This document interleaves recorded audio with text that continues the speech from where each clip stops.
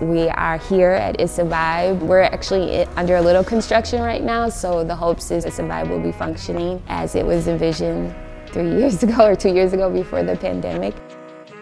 Kumbling started in 1996, and it was formed by myself, Jacinda Bully, and Lady Soul. We were all sisters in the community, grew up together, grew up around each other, and were active in the community. And we wanted to really focus on healing ourselves through our own means, and that was through poetry, dance, through hip hop. And so we started in a school, in an after-school program with about 25 kids, and eventually grew into a not-for-profit organization. Years ago, we were really spread out across the city. We had to take a moment to reevaluate how deep is our programming. Are we just manufacturing programming just to say that we have lots of programming everywhere? Or are we focusing in on what the impact is? One challenge is we had a really great idea to open It's a Vibe, which is where we're at, which is a healing arts space. And the focus of that was just to address a lot of root causes of harm that our community has dealt with for centuries. To do that, we go back to our ancestral and African practices. That looks like circle keeping, that looks like doula work, that looks like yoga, that looks like shiatsu, massages, that looks like things that our ancestors were doing on this earth before we got consumed with capitalism and everything that comes with that.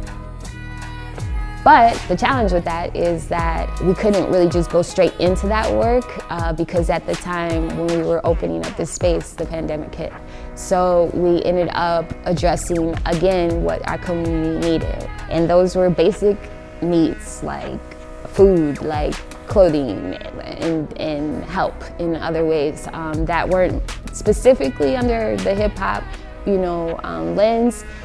However, hip hop is a lifestyle, and so you definitely are going to do a lot of transitioning and altering things as things come up. It's still great, but it looks different. So I think those are challenging, as we grow into our 25th year. How we're going to continue to show up and meet our mission. Sometimes when you go too big, your mission kind of gets a little watery. And so we wanted to make sure that we weren't doing that. And we found that we are invested in the youth entering our continuum of hip hop programming. We wanted to make sure that we were providing programming that was helping them grow as humans, as artists, as leaders.